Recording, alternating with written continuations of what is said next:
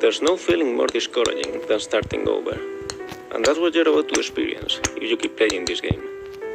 It's going to be deeply frustrating. You may trade some of that frustration for disappointment if you are willing to admit that the mistake was yours and only yours, but the feeling will only get more intense the longer you play. You're going to want to quit playing, and every time you don't, every time you find the strength to keep going, you will only be setting yourself up for a bigger fall. And if you manage to get to the top, will that make you feel good? Will you feel that it's all being worth it? I think you will.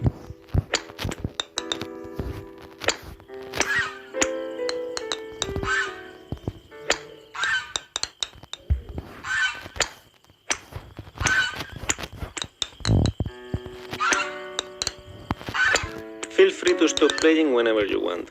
Your progress will be saved automatically. Your dose of progress too.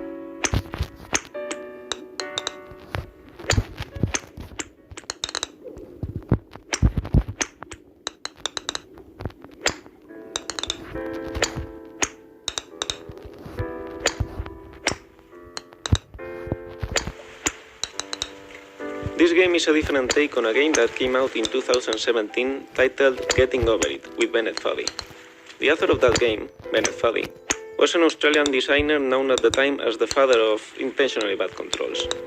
Weird, unresponsive, and hard to understand, intentionally bad controls are bad in the sense that they are suboptimal for the task at hand, making a challenging and infuriating experience of what otherwise could well be a walk in the park. And yet, they often make for amusing games. In Getting Over It, your task is simply to climb up a mountain, but dragging yourself with a hammer while sitting inside a cauldron.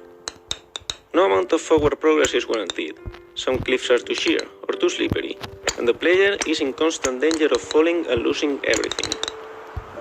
I watched a video of Bennett Foddy playing his own game, and it was interesting to see how erratically he approached his own challenges. He knew it was possible to overcome them, and he knew the movements he needed to execute. So he will make an attempt, but he will fail, without a clear reason why. So he will try again, exactly the same movements he attempted the first time. And he will repeat this process until, eventually, it actually worked, giving the impression that the challenge was more about perseverance and luck than precision.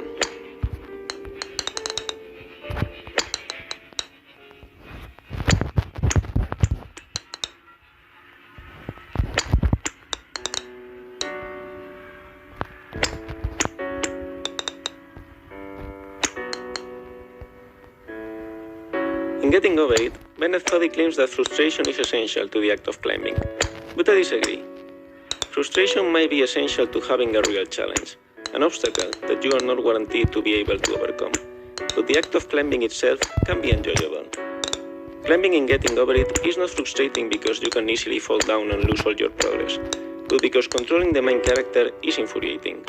Of course, falling and losing all your progress is also frustrating. But the worst part is not that you have to climb it all over again, it's that you have to fight with the controls while doing so. This game is pretty much like Getting Over It. You need to climb up a wall made of pre-made assets while the game creator talks to you about the game itself. And the point of the game is built around the fact that it's a very hard challenge and you can easily lose all your progress at any time. The main difference, what makes this game more than just a clone of the original, is its controls. Not only because hitting a ball is quite different from pulling yourself with a hammer, but because it's easy and intuitive to control. You hit the ball with a certain force at a certain angle, and that's it. The difficulty lies in calculating what force and what angle you should apply to the ball. And it's not infuriating because you feel in control. If the ball doesn't land where you wanted, you know it's because you did the wrong calculations, and you feel that you can do it better if you try again. This is a game in which you can experience the challenge of climbing an enchanting mountain without infuriating controls being part of that challenge. But that's not the reason why I made this game. It's only why I thought it was worth finishing.